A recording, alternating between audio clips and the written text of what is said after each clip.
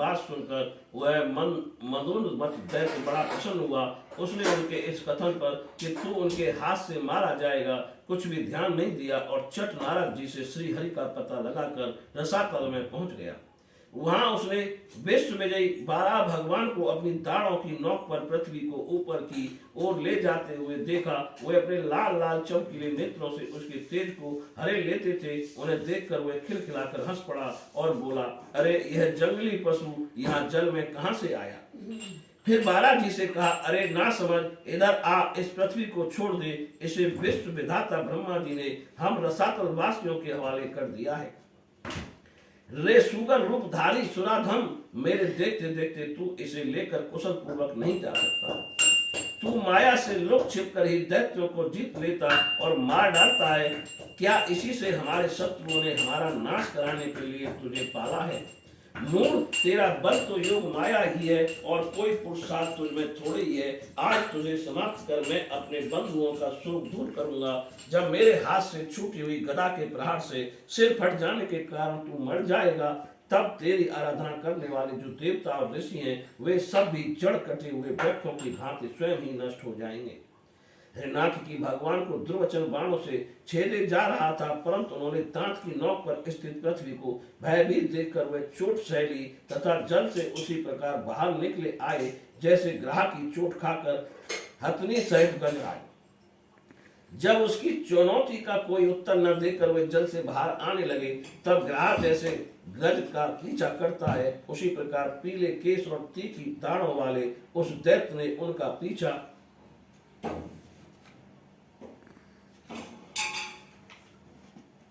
किया तथा वज्र के समान कड़क कर वह कहने लगा, तुझे भागने में लज्जा नहीं आती? सच है, असत पुरुषों के लिए कौन सा काम न करने योग्य है? भगवान ने पृथ्वी को ले जाकर जल के ऊपर व्यवहार योग्य स्थान में स्थित कर दिया और उसमें अपनी आधार शक्ति का संचार किया। उस समय हिरणाक्ष के सामने ही ब्रह्मा जी ने उनकी स्तुति की और देवताओं ने फूल बरसाए। जब श्रीहरि ने बड़ी भारी गदा लिए अपने पीछे आ रहे हिरणाक्ष से जो सोने के आभूषण अद्भुत कवच धारण किए था तथा अपने कटु वाक्यों से उन्हें निरंतर मर्माहत कर रहा था, अत्यंत क्रोध पूर्वक हंसते हुए कहा। श्री भगवान ने कहा, अरे सचमुच ही हम जंगली जीव हैं, तो तुझ जैसे ग्राम सिंहों कुत्तों को ढूंढते फिरते हैं। दुष्ट वीर पुरुष तुझ जैसे मृत्यु पास में बंधे हुए अभागे जीवों की आत्म सलाघा पर ध्यान नहीं देते। हाँ, हम रसातल वासियों की धरोहर चुराकर और लज्जा छोड़कर तेरी गदा के भय से यहाँ भाग आए हैं। हम में ऐसी सामर्थ्य ही कहाँ कि तेरे जैसे अद्वितीय वीर के सामने युद्ध में ठहर सकें। फिर भी हम जैसे तैसे तेरे सामने खड़े हैं। तुझ जैसे बलवानों से बैर बांधकर हम जा भी कहाँ सकते हैं? तू पैदल वीरों का सरदार है, इसलिए अब निशंक होकर अधेड़ वन छोड़कर हमारा अनिष्ट करने का प्रयत्न कर और हमें मारकर अपने भाई बंधुओं के आंसू पहुंच। अब इसमें देर ना कर। जो अपनी प्रतिज्ञा का पालन नहीं करता वह असभ्य है, भले आदमियों में बैठने लायक नहीं है। मैत्रेय जी कहते हैं, विदुर जी, जब भगवान ने रोष से उस दैत्य को इस प्रकार खूब उपहास और तिरस्कार किया, तब वह पकड़कर खेलाए जाते हुए सर्प के समान क्रोध से तिलमिला उठा। वह खींचकर अब लंबी लंबी सांसें लेने लगा।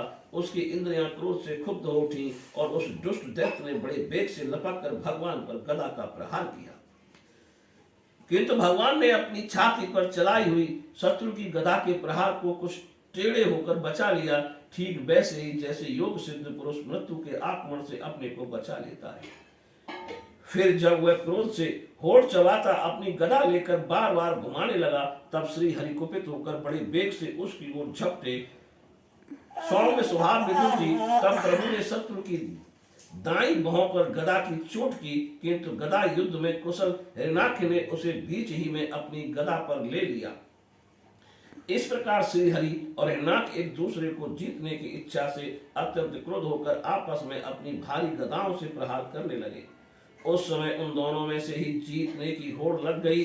दोनों के ही अंग गदाओं की चोटों से घायल हो गए थे। अपने अंगों के घावों से बहने वाले रुद्र की गंध से दोनों का ही क्रोध बढ़ रहा था और वे दोनों ही तरह तरह के पैतरे बदल रहे थे। इस प्रकार भौ के लिए आपस में लड़ने वाले दो सांडों के समान उन दोनों में एक दूसरे का जीतने की इच्छा से बड़ा भयंकर युद्ध हुआ। विदुर जी जब इस प्रकार हिरण्याक्ष और माया से 12 रूप धारण करने वाले भगवान यज्ञ मूर्ति पृथ्वी के लिए द्वेष बांध कर युद्ध करने लगे, तब उसे देखने के लिए वहां ऋषियों के सहित ब्रह्मा जी आए।